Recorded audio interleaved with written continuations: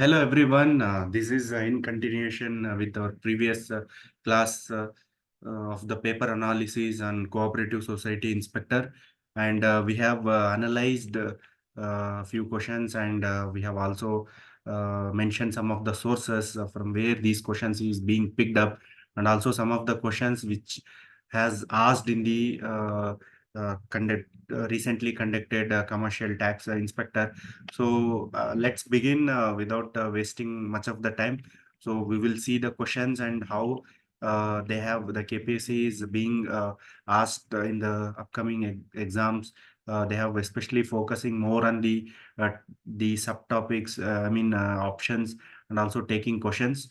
So kindly make a note of these things, and so also share with your friends who are willing to study make a self study.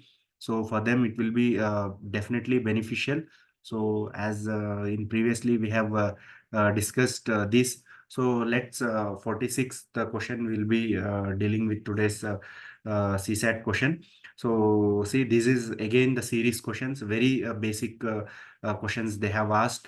So 116, 81, 256. So I have written 1 2 3 4 5, and I have squared it. So 2 square is 4, 3 square is 9, 4 square is 16, 5 square is 25. Then again the square of this square they have asked.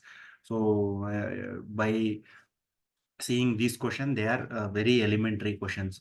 So 4 square is 16, 9 square is 81, 16 square is 256, 25 square is 625. Answer is 625. So that's how you have to make an answer. So this already we have discussed about the pH. This was also asked previously in KPSC conducted exam. So NaOH is a basic solution. Usually pH have 0 to 14 values, and pH was discovered by Sorensen, and also we have discussed in previous videos. So 7 is neutral, and wherever high H plus ions will be there, it's acidic. 1 to 7 and 7 to 14 OH ion will be there. So NaOH is a basic solution. So very simple. So this land reform questions we will be analyzing. We have segregated all the questions from the previous year, and also uh, we have notes, and we will be discussing in the upcoming videos. So here I am skipping the land reform questions. So this is a statistic part. So remember, a mean deviation is minimum when deviation is taken from median. What is median? Suppose if you have five observation, 1 2 3 4 5, the middle one will be the median. So like, even how do you get the median? So you add all this divided by number of items, like 1 2 3 4 5 divided by 5. That gives 15 by 5 is 3. So 3 is a median value. So how do you calculate mean deviation? So it is summation of these total observation minus the mean. Mean is 3. Total observation is 15 minus 3. So that divided by number of items. So that is the mean deviation formula. So 15 minus 3 is 12, and 12 divided by 5. So what they are asking, mean deviation is minimum when deviation is taken from this central value. So median. So very simple. So some of these diseases like Minimata disease, Itai, or have mentioned some of these diseases been very popular. Minimata disease is caused by because of the mercury pollution. So one more Yokkaichi asthma disease, it is because of industrial pollution. Itai disease, that is due to cadmium. So of course, Minimata disease is a methyl mercury. Remember. So even this in statistic, as we have seen, skewed positive, skewed negative, and symmetrical distribution very important. This is normal distribution. When plotted, this should be symmetrical division where mean, median, mode coincide. So when skewed positive, then the skewed towards positive means mean, median, and mode will be this side. So mean comes the first, so median middle, and mode. They may ask depending on these questions will appear again. Mean will appear left or right, like that, or which one come after this, they may ask. So again, in the skewed negative side, so mode, median, and mean will be facing towards the slope will be towards the negative side. So this is very important. So remember, they have asked. Yeah, this is history been a very favorite topic to me. And again, the questions this we have discussed in the previous videos. The same questions they have been asked even in the CTA also. These questions they have appeared. Badami Chalukyas, they have constructed Virupaksha temple, and regarding that, this temple was built by the wife of Vikramaditya II to Lokamahadevi to commemorate her husband Vin or Pallavas. So the chief architect of this temple is Anivarita Gunda. Anivarita Gunda is a chief architect. So in detail, you should know about the Chalukyas of Badami. So remember, the Pulikeshi was, of course, from Pulikeshi, the conflict between Pallavas and the Chalukyas was there. And of course, you know, Pulikeshi, he was called as Dakshina Panteshwara. When northern part Harsha was ruling, and Pulikeshi was the stronghold, kept a stronghold in the northern southern part.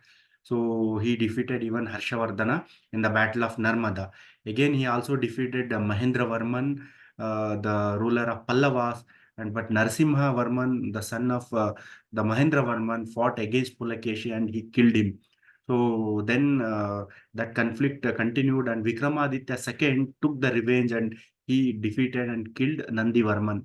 So during that time, the wife Triloka Mahadevi constructed this beautiful temple. You can see, and it's been asked in UPSC as well. This river you are seeing is it's located in Hampi, and this is Tungabhadra river, and very important, and it's constructed in Dravidian style.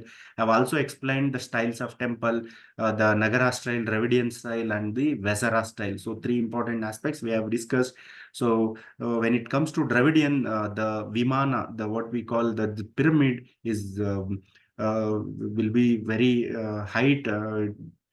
So remember these things, and in terms of Nagara style, the Vimana will be small to medium. So there are other differences like in Nagara style, the raised platform we can see that is called as Jagati. So, but in case of Dravidian style, then again we can see the entrance, what we called as gopurams. These things are very important. Remember, guys, in a one or the other way, in also case mains also they have asked. So one more important aspect, exogenic and endogenic forces of geomorphic process. So exogenic and endogenic, by word itself you can easily guess. Endo ಅಂದ್ರೆ ಏನು, within the earth, earth ಒಳಗಡೆಯಿಂದ ಆಗೋ forces ನ endo ಅಂತೀವಿ. Exo ಅಂದ್ರೆ outer surface, wind ಆಗಿರ್ಬೋದು, temperature ಆಗಿರ್ಬೋದು, ಇದರಿಂದ ಫಾರ್ಮೇಶನ್ ಆಗಿರೋದಕ್ಕೆ ನಾವು ಎಕ್ಸೋಜೆನಿಕ್ ಅಂತ ಹೇಳ್ತೀವಿ. ಅರ್ಥಕ್ವೇಕ್ ಆಗಿರುತ್ತೆ, ವಾಲ್ಕೆನೋ ಆಗಿರುತ್ತೆ, ವಿದಿನ್ ದ ಅರ್ತ್ ಬರುತ್ತೆ, ಅದನ್ನ ನಾವು ಎಕ್ಸೋಜೆನಿಕ್ ಅಂತ, ಎಂಡೋಜೆನಿಕ್ ಅಂತ ಹೇಳ್ತೀವಿ. ಆರೋಜೆನಿ ಅಂದ್ರೆ mountain building process. Mountain building process indirectly volcano, it is endogenic. Not exogenic ಅಂತ ಕೇಳ್ತಿದ್ದಾನೆ. Not exogenic means it is endogenic ಅಂತ ಅಷ್ಟೇ. ಇಂಡೈರೆಕ್ಟ್ಲಿ ಕನ್ಫ್ಯೂಸ್ ಆಗಕ್ ಹೋಗ್ಬೇಡಿ. ಅಮೂಲ್ ಅನ್ನೋದೇನಿದೆ, ಇದು ಕೋಆಪರೇಟಿವ್ ಸೊಸೈಟಿ, ಎಲ್ರಿಗೂ ಗೊತ್ತಿದೆ. ಕೋಆಪರೇಟಿವ್ ಬಗ್ಗೆ ಕ್ವಶನ್ ಕೇಳಿದ್ದಾನೆ. ಹೆಡ್ ಕ್ವಾರ್ಟರ್ಸ್ ಬಂದು ಆನಂದ್, ಗುಜರಾತ್ ಅಲ್ಲಿದೆ. 1947, 1 year before independence it was formed. So ನಮ್ಮ ಕರ್ನಾಟಕದ ಕೋಆಪರೇಟಿವ್ ಮೂವ್ಮೆಂಟ್ ಸ್ಟಾರ್ಟ್ ಮಾಡಿದವರು ನೆನ್ಪಿಟ್ಕೊಳ್ಳಿ. ಎಲ್ಲಿಂದ? Gadag, Kaginahal village, very important. And ಯಾರು ಸ್ಟಾರ್ಟ್ ಮಾಡಿದ್ರು ಅದು ನನ್ ಕಾಮೆಂಟ್ ಮಾಡಿ. Is called as father of cooperatives in Karnataka ಅಂತಾನೆ ಹೇಳ್ತೀವಿ. ಸಿದ್ದನಗೌಡ ಬಸನಗೌಡ ಪಾಟೀಲ್ ಅಂತ. Very important. You comment me, who is the father of cooperative movement in India, ಎಲ್ ಕೋಆಪರೇಟಿವ್ ಮೂವ್ಮೆಂಟ್ ಎಸ್ಟಾಬ್ಲಿಷ್ಡ್ ಆಯಿತು. ನೀವು ಇದು ಮಾಡಿಲ್ಲ ಅಂದರೆ ನಮ್ಮ ನೋಟ್ಸ್ ಫ್ರೀಯಾಗಿ ನಾವು ವೆಬ್ಸೈಟಲ್ಲಿ ಹಾಕಿದ್ದೀವಿ, ಅಲ್ಲಿ ತಗೊಂಡು ಓದ್ಕೊಳ್ಳಿ. ಕೋಆಪರೇಟಿವ್ ಸೊಸೈಟಿಯಿಂದ ಭಾಳ ಕ್ವಶನ್ಸ್ ಬರ್ತವೆ. So Karnataka Bala, which army was known for his, Badami Chalukyas ಅವ್ರನ್ನ, ಅವರ ಆರ್ಮಿನ, ಅವರ ಸೇನೆನ ಕರ್ನಾಟಕ ಬಲ ಅಂತಾನೆ ಹೇಳ್ತೀವಿ. ವೆರಿ ಇಂಪಾರ್ಟೆಂಟ್, ವೆರಿ ಕ್ವಶನ್ಸ್ ಅಂತ ಕೇಳ್ತಾರೆ. ಸೊ ಬಹಳ ಕ್ವಶನ್ಸ್ ಎಫ್ ಡಿ ಎಲ್ ಎಲ್ಲ ರಿಪೀಟ್ ಆಗಿದ್ದಾವೆ. So functional analysis of stratification propounded by J Parson, some statistic questions. So not that important. Grasslands ಬಹಳ ಇಂಪಾರ್ಟೆಂಟು. ಪ್ಯಾರರಿಸ್ ಇರ್ಬೋದು, ನಾರ್ದರ್ನ್ ಪಾರ್ಟ್ ಅಲ್ಲಿ, Canada ಆ ಕಡೆ. ಪ್ಯಾಂಪಸ್ ಅರ್ಜೆಂಟಿನಾ ಈ ಕಡೆ ಬರುತ್ತೆ. Weld south Africa. ಸೊ ಇವೆಲ್ಲ ಇರ್ತವೆ. ಸವಾನ ಆಗಿರ್ಬೋದು, ಸ್ಟೆಪ್ಪಿ ನಾ ಮೆನ್ಷನ್ ಮಾಡಿದ್ದೀನಿ ಇಲ್ಲಿ ನೋಡಿ, ಗ್ರೂಪ್ದಾಗೂ ಹಾಕ್ತಿರ್ತೀವಿ ಇಂಥವು, ದಯವಿಟ್ಟು ಸ್ಕಿಪ್ ಮಾಡಕ್ ಹೋಗ್ಬೇಡಿ. ವೆಲ್ಡ್ ಏನಿದೆ ಸೌತ್ ಆಫ್ರಿಕಾ, ದಕ್ಷಿಣ ಭಾರತದ ಆಫ್ರಿಕಾ ಖಂಡದಲ್ಲಿ ಬರುತ್ತಿದ್ದು.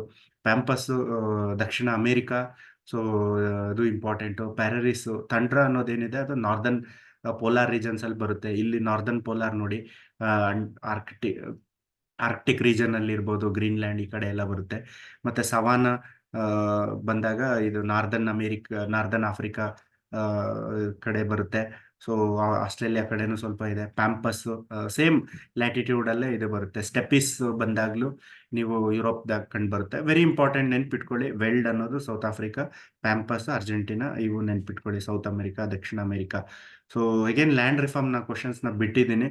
ನಮ್ಮ ಇದನ್ನ ಸಪ್ರೇಟ್ ಆಗಿ ನಾ ವಿಡಿಯೋ ಮಾಡ್ತೀನಿ, ಅದಾಗ ನೋಡ್ಕೊಳ್ಳಿ. ಸೊ ಕ್ವಶನ್ಸು 6 ಇಂದ 7 ಕ್ವಶನ್ ಬರೋ ಚಾನ್ಸಸ್ ಇದೆ. CTA ಕೇಳಿದ್ದಾರೆ. ಸೊ ಓಪನ್ ಸ್ಟ್ರಾಟಿಫಿಕೇಶನ್ ಸಿಸ್ಟಮ್ ಇದನ್ನ ಬಹಳ ಕ್ಲೋಸ್ ಆಗಿ ನೋಡಿ. ಒಂದು ಕ್ಲೋಸ್ಡ್ ಮತ್ತೆ open stratification system.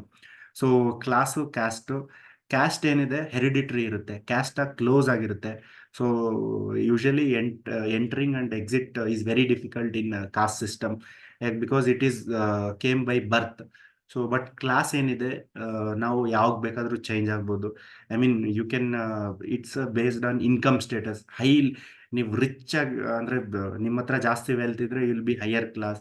If you have medium, you called as a medium, and otherwise a low class. Class is open stratification. It is open to irrespective of religion, caste or race.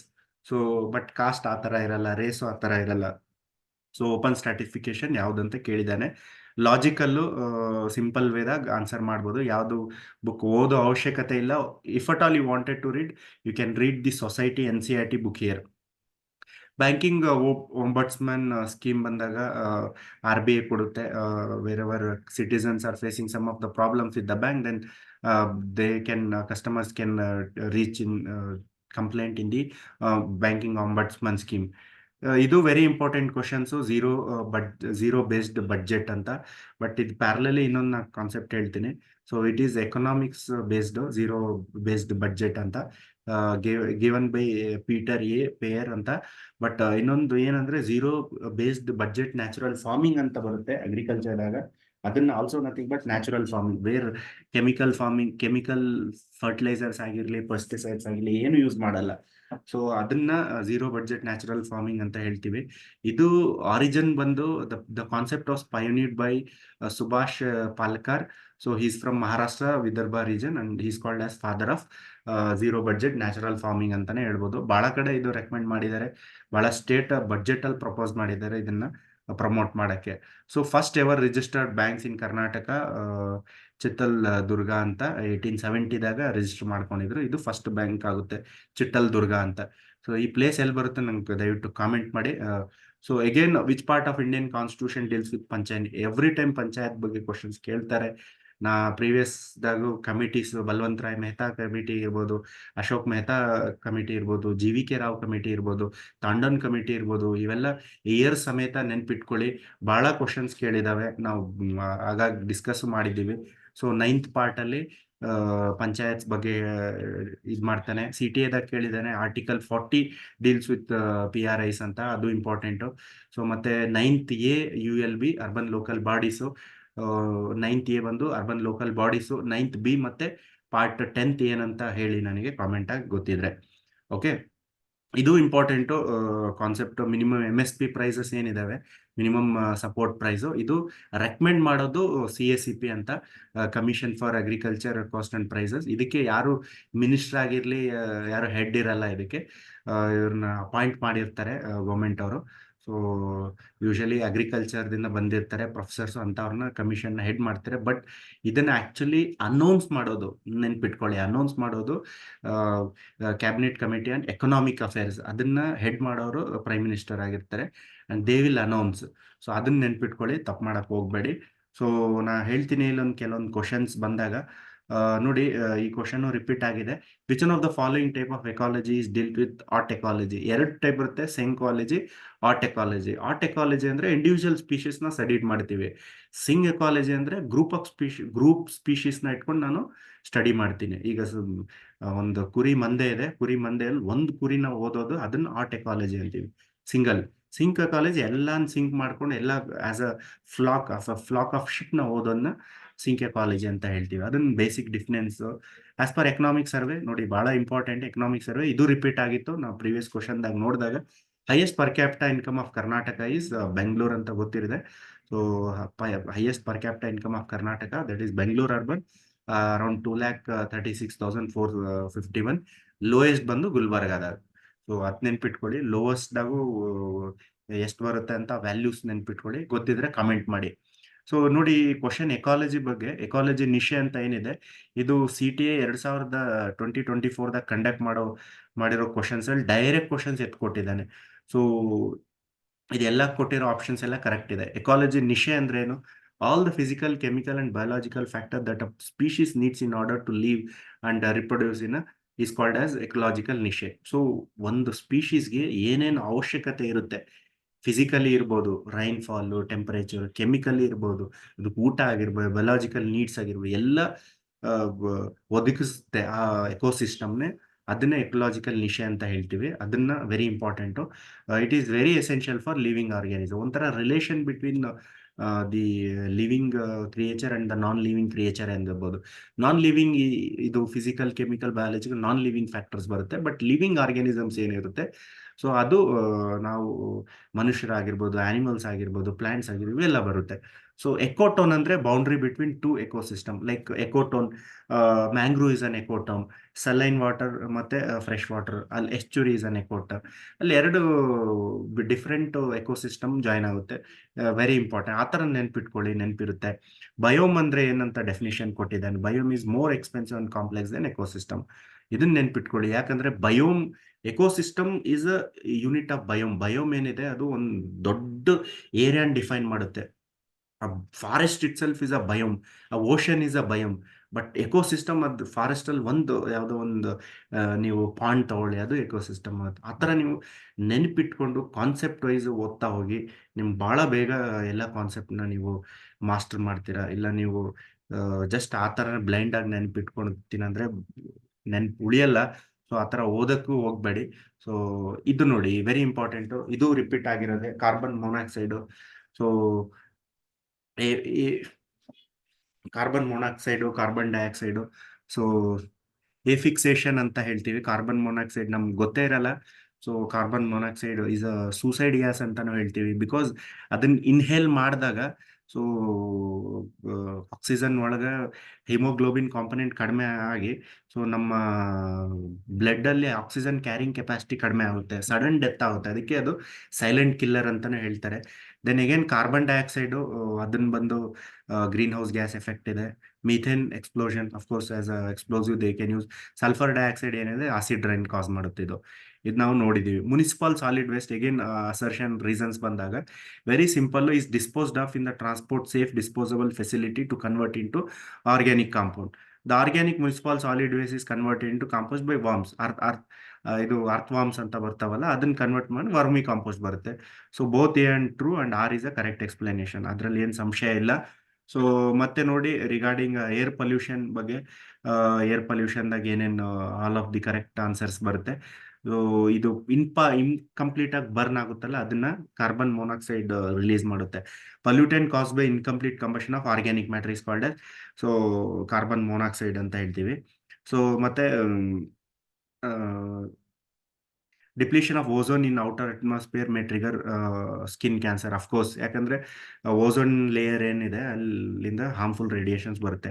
Acid rains are caused by sulphur dioxide and nitrous oxide. ಮತ್ತೆ permissible level ಕೇಳಿದಾನೆ. Permissible standard for S O two in air for residential areas in India is 80 microgram. So ಇದನ್ನ ನೆನ್ಪಿಟ್ಕೊಳ್ಳಿ. Metre cube ಅಲ್ಲಿ ಕೇಳಿದ್ದಾರೆ. So all of this correct. So diseases ಬಗ್ಗೆ ಬಹಳ ಕೇಳಿದ್ದಾನೆ. ಸುಮಾರು ಕಡೆ ಕ್ವಶನ್ಸ್ ಬಂದಿದ್ದಾವೆ. ಸೊ ಇನ್ನೆರಡು ಕ್ವಶನ್ಸ್ ನಾವು ನೋಡ್ಬಿಟ್ಟು ಮುಗಿಸೋಣ. Typhoid is caused by viral, it is bacteria. Salmonella typhi ಅಂತ ಬರುತ್ತೆ. So not a viral. Infectious hepatitis cause by bacterial. Yes, cholera bacteria. Amoeba, amoebiosis ಅಂತ ಹೇಳ್ತೀವಿ, ಪ್ರೋಟೋಜೋವಾ. ಸೊ C&D ಒಂದು ಎಲಿಮಿನೇಟ್ ಮಾಡಿದ ತಕ್ಷಣ ನಿಮ್ಗೆ ಆನ್ಸರ್ ಬರುತ್ತೆ. So area method of land filling, ಇದು ಗಾರ್ಬೇಜ್ ಎಲ್ಲ ಹಾಕ್ತಿವಲ್ಲ. ಸೊ ಎನ್ವೈರನ್ಮೆಂಟ್ ಕ್ವಶನ್ ಈಗೇನು. ಇವು ಯಾವ ಮೆಥಡ್ ಫಾಲೋ ಮಾಡ್ತಾರಂತ. Adequate depth of cover material is available at the side. Adequate depth of cover material ಅಂದ್ರೆ ಅದಕ್ಕೆ ಕೆಳಗಡೆ ಹಾಕೋದಕ್ಕೆ, ಯಾಕಂದ್ರೆ ಲೀಚೆಟ್ಸ್ ಅಂತ ಏನ್ ಹೇಳ್ತಾರೆ ಅದ್ರ ಒಳಗಡೆಯಿಂದ ಆ, ನೀರ್ ಏನ್ ಬರುತ್ತೆ ಅದೆಲ್ಲ very poisonous and ground pollution ಆಗುತ್ತೆ. ಸೊ ಅದಕ್ಕೆ ಏರಿಯಾ ಮೆಥಡ್ ಅಲ್ಲಿ ನಮ್ಗೆ ಅಡಿಕ್ವೇಟ್ ಡೆಪ್ತ್ ಇದ್ರೆ ಮಾತ್ರ ಇದು ಫಾಲೋ ಮಾಡಕ್ ಹೋಗ್ತೀವಿ. So last few question, this question is very important. ನೋಡಿ, ಡಾಕ್ಟ್ರಿನ್ ಆಫ್ ಬೇಸಿಕ್ ಸ್ಟ್ರಕ್ಚರ್ ಅಂತ ಎಲ್ರಿಗೂ ಗೊತ್ತಿದೆ. Keshavananda Bharati case of care ಇದು ವರ್ಸಸ್ ಸ್ಟೇಟ್ ಆಫ್ ಕೇರಳ, ಇದು ಬೇಸಿಕ್ ಸ್ಟ್ರಕ್ಚರ್ ಅಂತ ಹೇಳ್ತಾರೆ. ಮತ್ತೆ ಅಗೇನ್ ಇದು ಡಾಕ್ಟ್ರಿನ್ ಆಫ್ ಎಕ್ಲಿಪ್ಸ್ ಅಂತ. So this also Bikaji Narayan Dhankhar and versus state of Madhya Pradesh, very important. ಅದು doctrine of harmonious construction, Shankari Prasad union of versus union of India, very important case. ಮತ್ತೆ doctrine of separation of power, Ram Jawaya versus state of Punjab. ಇವ್ 4 ಕೇಸನ್ನು ನೆನ್ಪಿಟ್ಕೊಳ್ಳಿ, ಎಲ್ಲಾ ಕಡೆ mains ಅಲ್ಲೂ ಬರೆಯಕ್ಕೆ ನಮ್ಗೆ use ಆಗುತ್ತೆ. ಸೊ ಇದು ಲಾಸ್ಟ್ ಕ್ವಶನ್. ನೋಡಿ, ನಾ ಎಕನಾಮಿಕ್ಸ್ ಮಾಡಿದಾಗ ನಾನು ಹೇಳಿದ್ದೀನಿ ಆಲ್ರೆಡಿ, ಇದು M3 M4 ಇದೇನಿದೆ ಬ್ರಾಡ್ ಮನಿ ಇರ್ತದೆ, M0 ರಿಸರ್ವ್ ಮನಿ ಅಂತ ಹೇಳ್ತೀವಿ, M1 M2 ಇದೇನು ನ್ಯಾರೋ ಮನಿ ಅಂತ ಹೇಳ್ತೀವಿ. So liquidity M1 will be high. So ಈಗ if you move from lower part to higher part, liquidity keep decreasing. It means M1 is highest liquid, M2 is second highest liquid, M3 is third highest, and M4 is least liquid ಅಂತ. ಇದರಲ್ಲಿ components of money supply ಅಂತ ಹೇಳಿದೆ. So demand deposits of banks ಬರಲ್ಲ, other ಎಲ್ಲ ಬರುತ್ತೆ. Currency in circulation, banks deposit with RBI, other deposit with RBI. Demand deposit ಏನಿದೆ bank ಕಡೆ ಇರುತ್ತೆ, ಅದು ಮನಿ ಸರ್ಕ್ಯುಲೇಷನ್ ಪಾರ್ಟ್ ಆಗಲ್ಲ, ಯಾಕಂದ್ರೆ ಬೇರೆಯವರು ಅದು ಅಕ್ಸೆಪ್ಟ್ ಮಾಡಲ್ಲ, ಅದಕ್ಕೆ ಅದು ಬರಲ್ಲ. ಸೊ ನಾ ಲಾಸ್ಟ್ ವಿಡಿಯೋ ಇದು ಮಾಡ್ತೀನಿ. ಇದಾಗಿದ ತಕ್ಷಣ ನಾವು ಇದು CTI ಎಕ್ಸಾಮ್ದು ಮಾಡೋಣ, HKದು ಆ ಪೇಪರ್ನ ಡೀಪ್ ಅನಲೈಸ್ ಮಾಡೋಣ. ಅಲ್ಲಿಂದ ಯಾವ ತರ ಕ್ವಶನ್ಸ್ ಮುಂದೆ CTI ಕೇಳ್ಬೋದು ಅಂತ ಅದನ್ನು ನಾವು ನೋಡೋಣ. ಡೆಫಿನೆಟ್ ಆಗಿ ಚಾನ್ಸಸ್ ಇದೆ ಈ ತರ ಕ್ವಶನ್ಸ್ ನಾವು ಮಾಡೋದ್ರಿಂದ. So thank you for watching this video.